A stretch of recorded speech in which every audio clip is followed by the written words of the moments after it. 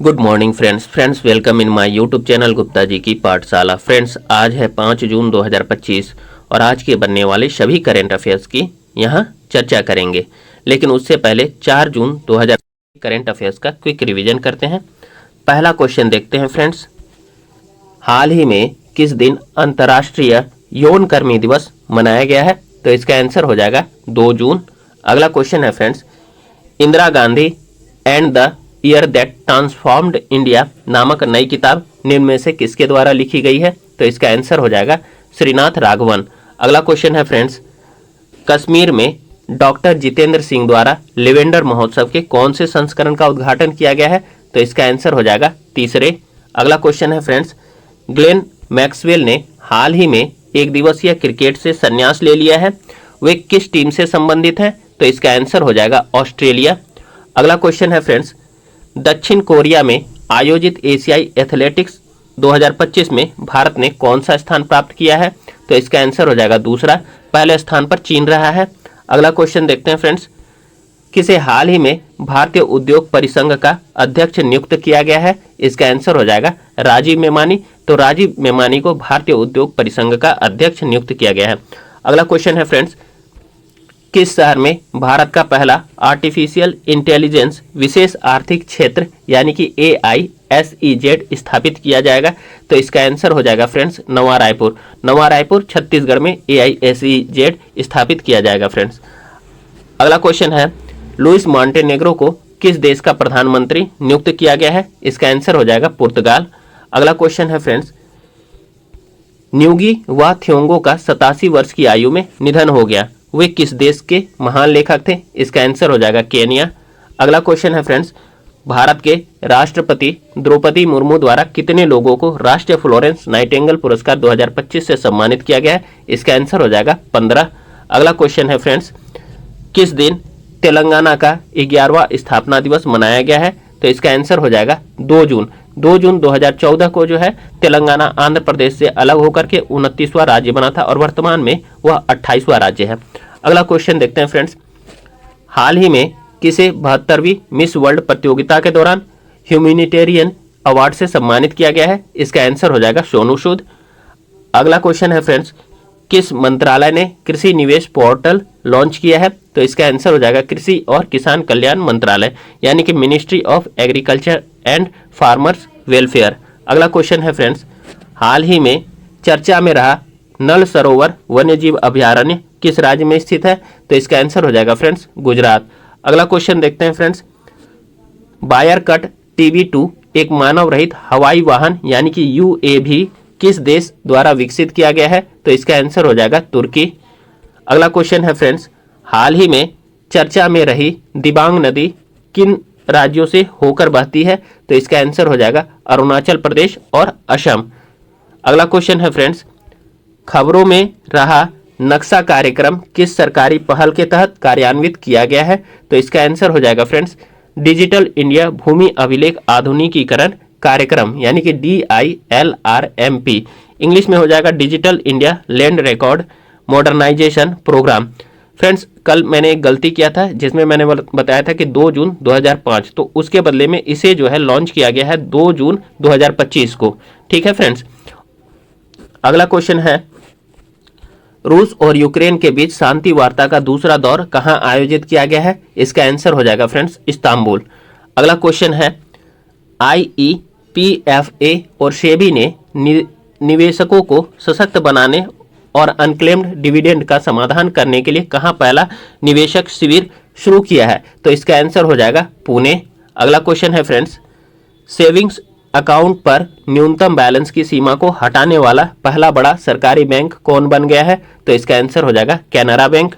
अगला क्वेश्चन है फ्रेंड्स, हाल ही में किसे पश्चिमी वायु कमान के वरिष्ठ एयर स्टाफ ऑफिसर नियुक्त किया गया है? तो इसका आंसर हो जाएगा जसवीर सिंह मान।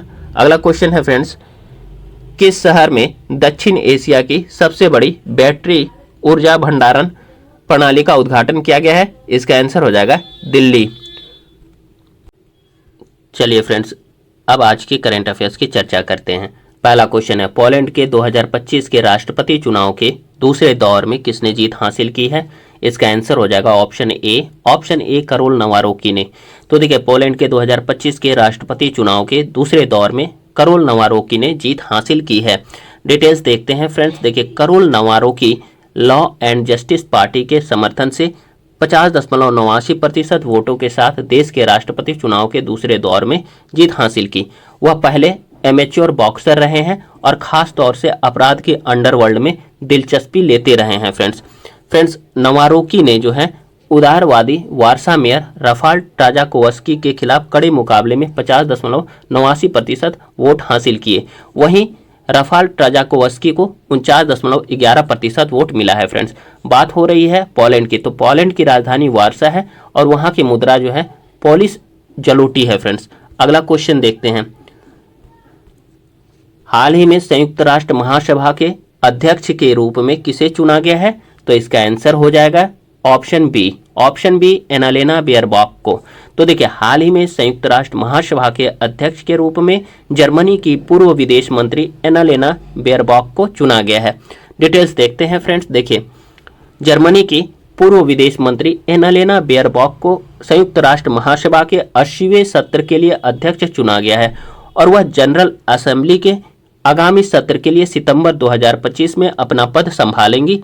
एनालेना बेयरबॉक ने महासभा प्रमुख के रूप में निर्वाचित होने के बाद कहा है कि वह वैश्विक चुनौतियों के दौर में सभी 193 सदस्य देशों को एकजुट करने का ईमानदार प्रयास करेंगी।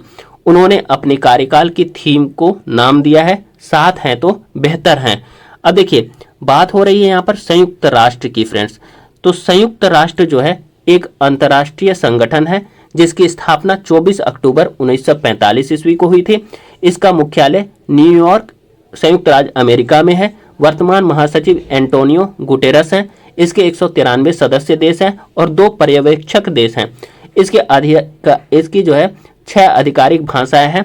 अरबी है, चीनी है, अंग्रेजी है, फ्रेंच है, रशियन है और स्पेनिश है। अगला क्वेश्चन देखते हैं फ्रेंड्स। हाल ही में किस मंत्रालय ने भारत जैन शिखर सम्मेलन में Bharat Jain multi modal large language model launch किया है? तो इसका आंसर हो जाएगा friends option D. Option D विज्ञान और प्रौद्योगिकी मंत्रालय यानी कि ministry of science and technology ने। तो देखिए हाल ही में जो है ministry of science and technology ने भारत जैन शिखर सम्मेलन में Bharat Jain multi modal large language model launch किया है फ्रेंड्स। डिटेल्स देखते हैं फ्रेंड्स। देखिए केंद्रीय विज्ञान एवं प्रौद्योगिकी राज्य मंत्री स्वतंत्र प्रभार डॉक्टर जितेंद्र सिंह ने भारत जैन शिखर सम्मेलन में Bharat Jain multi modal large language model यानी कि LLM को लॉन्च किया है फ्रेंड्स। अब देखिए भारत जैन भारत का पहला सरकारी वित्त पोषित स्वदेशी रूप से निर्मित आर्टिफिशियल इंटेलिजेंस आधारित multi modal large language model है।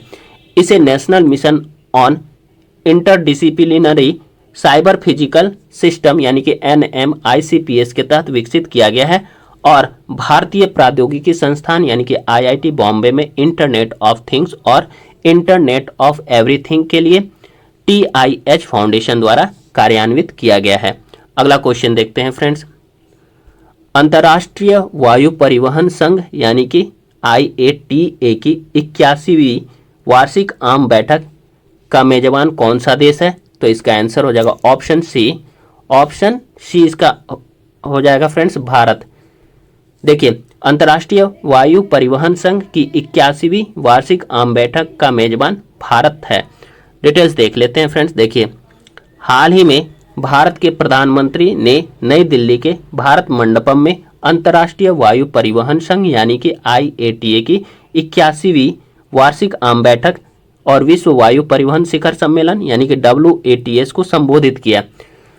देखिए फ्रेंड्स भारत में जो है अंतर्राष्ट्रीय वायु परिवहन संघ की आखिरी वार्षिक आम बैठक 42 साल पहले 1983 ईस्वी में आयोजित की गई थी। बात हो रही है यहाँ पर अंतर्राष्ट्रीय वायु परिवहन संघ की यानी कि IATA की। तो इसकी स्थापना 19 अप्रैल 1945 ईस्वी को क्यूबा के हवाना में दुनिया भर में सुरक्षित, भरोसेमंद और किफ़ायती हवाई सेवाओं का समर्थन करने के लिए की गई थी। फ्रेंड्स इसका मुख्य लक्ष्य जो है अंतर्राष्ट्रीय हवाई परिवहन का विकास करना, एयरलाइनों के बीच सहयोग सुनिश्चित करना, सुरक्षा में सुधार करना और वैश्विक हवाई यातायात नियम बनाना है।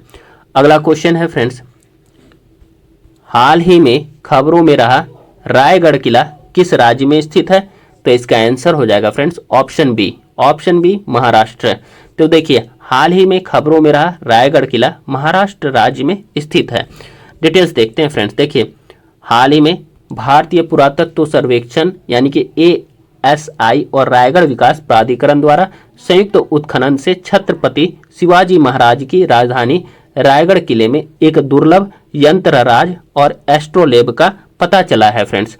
अब देखिए, रायगढ़ किला महाराष्ट्र के रायगढ़ जिले में सह्याद्री पर्वत श्रृंखलाओं में स्थित है, जिसे पश्चिमी घाट के रूप में भी जाना जाता है। किले के पास एक ऊंची घाटी पर हिरकनी बुर्ज नामक एक प्रसिद्ध मीनार बनी हुई है। कौन सा? तो हिरकनी बुर्ज नामक एक प्रसिद्ध मीनार बनी हुई है। अगला क्वेश्चन देखते हैं फ्रेंड्स। देखिए, ज्येष्ठ अष्टमी पर खीर भवानी त्योहार किस राज्य या केंद्र शासित प्रदेश में मनाया जाता है? इसका आंसर हो जाएगा ऑप्शन ए जम्मू और कश्मीर। तो देखिए, ज्येष्ठ अष्टमी पर खीर भवानी त्योहार जम्मू और कश्मीर केंद्र शासित प्रदेश में मनाया जाता है फ्रेंड्स। डिटेल्स देखते हैं फ्रेंड्स। देखिए, हाल ही में जम्मू और कश्मीर के गंदेरबल में खीर भवानी मंदिर में ज्येष्ठ अष्टमी पर खीर भवानी उत्सव मनाया गया है। यह मंदिर श्रीनगर के पास स्थित है और देवी दुर्गा के अवतार देवी रागन्या देवी को समर्पित है।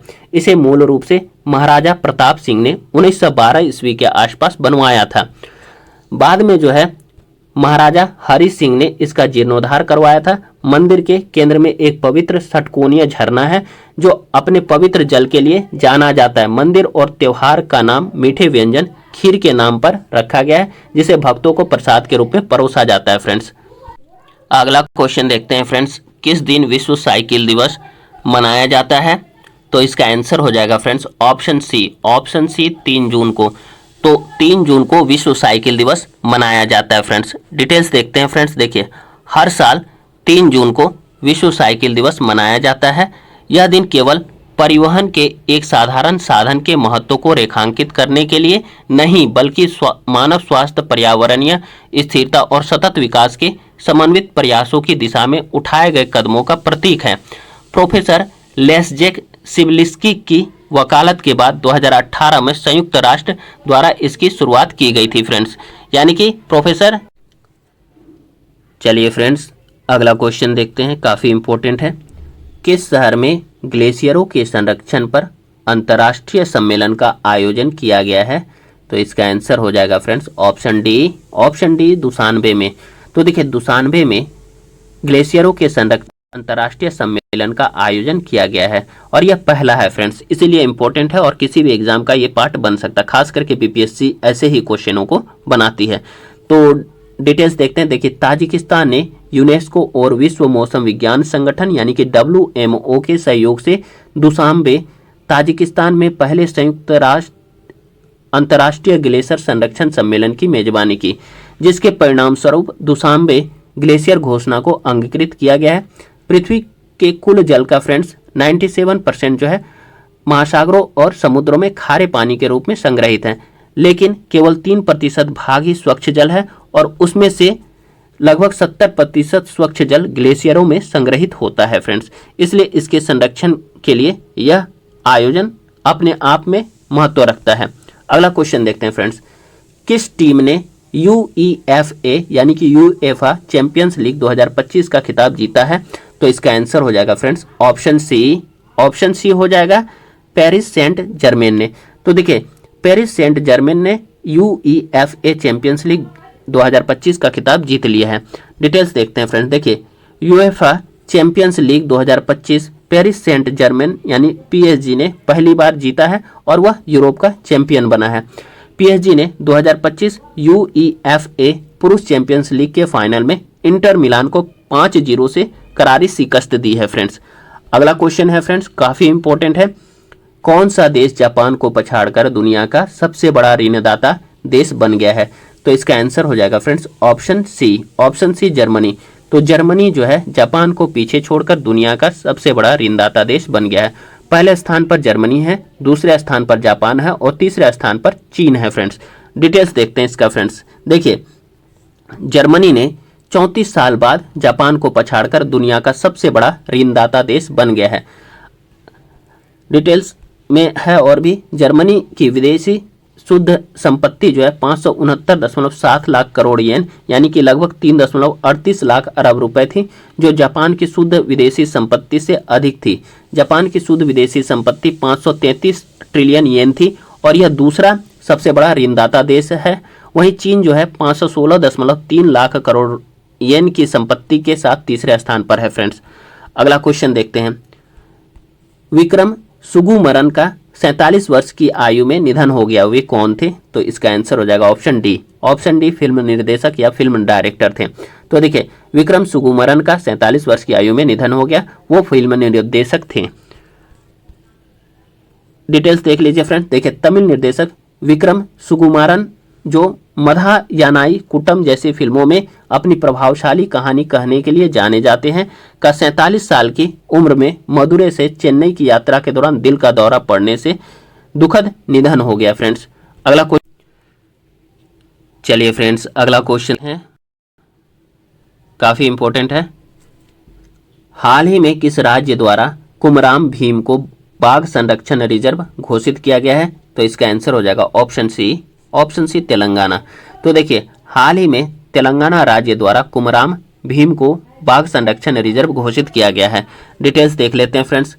हाल ही में तेलंगाना सरकार ने वन्यजीव संरक्षण अधिनियम 1972 के प्रावधानों के तहत कुमराम भीम संरक्षण रिजर्व को एक प्रमुख बाघ गलियारा घोषित किया है।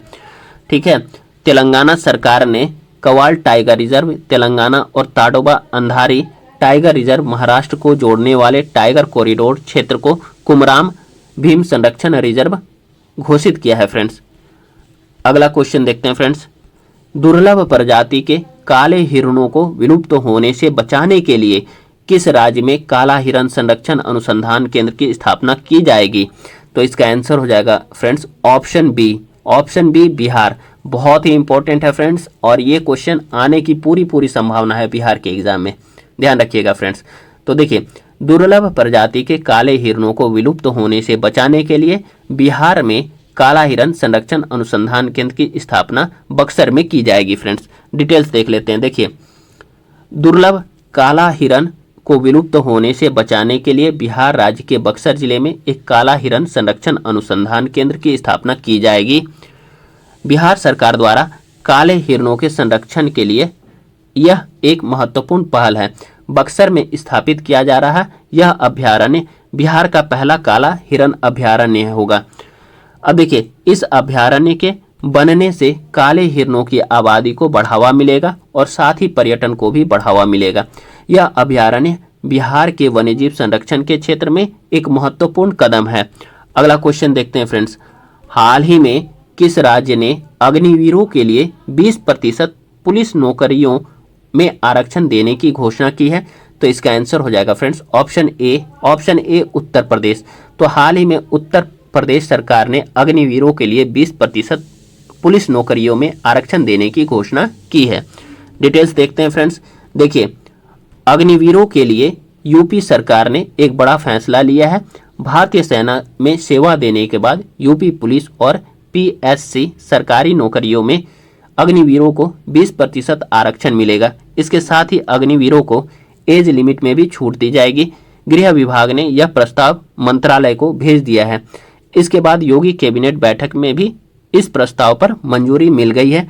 अब जो है भूतपूर्व सैनिक की तरह ही अग्निवीरों को अधिकतम आयु सीमा में 3 वर्ष की छूट प्रदान की जाएगी। फ्रेंड्स, अगला क्वेश्चन देखते हैं फ्रेंड्स।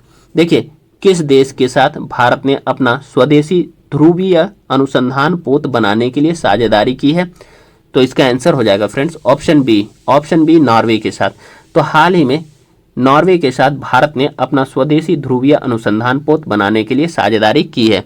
डिटेल्स देखते हैं फ्रेंड्स। देखिए, भारत कोलकाता के गार्डन रिच शिप बिल्डर्स और नॉर्वे के कोंग्सबर्ग के बीच साझेदारी के माध्यम से अपना पहला ध्रुवीय अनुसंधान पोत बनाने जा रहा है, जिससे समुद्री अनुसंधान और वैज्ञानिक अन्वेषण के लिए भारत की क्षमता को बढ़ावा मिलेगा। फ्रेंड्स, अगला क्वेश्चन देखते हैं फ्रेंड्स।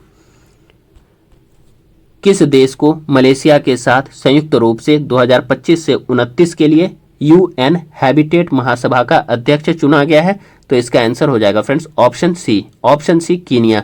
तो देखिए मलेशिया के साथ कीनिया को संयुक्त रूप से 2025 से 29 के लिए यूएन हैबिटेट महासभा का अध्यक्ष चुना गया है। फ्रेंड्स डिटेल्स देख लेते हैं। देखिए 2025 से 2029 के लिए यूएन हैबिटेट महासभा का अध्यक्ष मलेशिया के साथ संयुक्त रूप से केनिया को चुना गया है। यूएन हैबिटेट के अनुसार संयुक्त राष्ट्र मानव बस्तियों कार्यक्रम यानी कि यूएन हैबिटेट के शासकीय निकाय के रूप में संयुक्त राष्ट्र हैबिटेट असेंबली हर 4 साल में आयोजित होती है। इस महासभा में केनिया और मलेशिया को 2025 से 29 के लिए अध्यक्ष के रूप में चुना गया है। यह जो है फ्रेंड्स टिकाऊ शहरीकरण और मानव बस्तियों पर निर्णय लेने वाली सर्वोच्च वैश्विक संस्था है। चलिए अगला क्वेश्चन देखते हैं। विश्व पर्यावरण दिवस 2025 की मेजबानी कौन सा देश कर रहा है? तो इसका आंसर हो जाएगा फ्रेंड्स ऑप्शन सी कोरिया गणराज्य। तो देखिए विश्व पर्यावरण दिवस 2025 की मेजबानी कोरिया गणराज्य कर रहा है। ठीक है, देखिए फ्रेंड्स सभी केवल डेट ही बताएंगे, कोई नहीं इतना डीपली क्वेश्चन बताता है। तो देखिए क्वेश्चन जो है उसका एक लेवल होना चाहिए। ठीक है, चलिए फ्रेंड्स डिटेल्स देख लेते हैं। तो देखिए इस साल का विश्व पर्यावरण दिवस जो 5 जून 2025 को मनाया जा रहा है उसका थीम जो रखा गया है प्लास्टिक प्रदूषण को समाप्त करना या एंडिंग प्लास्टिक पॉल्यूशन रखा गया है। फ्रेंड्स देखिए संयुक्त राष्ट्र महासभा ने 1972 ईस्वी में स्टॉकहोम सम्मेलन के दौरान 5 जून को पर्यावरण दिवस के रूप में घोषित किया था। विश्व पर्यावरण दिवस 2025 का थीम है प्लास्टिक प्रदूषण को समाप्त करना। कोरिया गणराज्य विश्व पर्यावरण दिवस 2025 की मेजबानी कर रहा है, जिसका मुख्य उद्देश्य वैश्विक स्तर पर प्लास्टिक प्रदूषण को समाप्त करना है। देखिए फ्रेंड्स ग्रह को प्लास्टिक प्रदूषण से मुक्त करना सतत विकास लक्ष्यों को प्राप्त करने में एक महत्वपूर्ण योगदान है, जिसमें जलवायु कार्रवाई, सतत उत्पादन और उपभोग, समुद्र और महासागरों की सुरक्षा और पारिस्थितिकी तंत्र की मरम्मत और जैव विविधता को बनाए रखना शामिल है। अब देखिए वहीं जो है भारत की ओर से प्रधानमंत्री नरेंद्र मोदी जी द्वारा अरावली वाल परियोजना की शुरुआत करने के साथ साथ एक पेड़ मां के नाम अभियान 2025 की भी शुरुआत की जाएगी। ठीक है, तो देखिए 1972 ईस्वी में स्टॉकहोम सम्मेलन में पर्यावरण दिवस की घोषणा की गई थी। इसके 1 साल के बाद यानी कि 1973 ईस्वी में पहला विश्व पर्यावरण दिवस मनाया गया था। फ्रेंड्स आज का सेशन यहीं समाप्त होता है। कल पुनः मैं आप लोगों के समक्ष फिर से नया सेशन के साथ उपलब्ध रहूंगा। फ्रेंड्स आप लोग गुप्ता जी की पाठशाला यूट्यूब चैनल को सब्सक्राइब कीजिए, अधिक से अधिक लाइक कीजिए, अधिक से अधिक शेयर कीजिए और अधिक से अधिक कमेंट कीजिए। फ्रेंड्स धन्यवाद। Have a great day.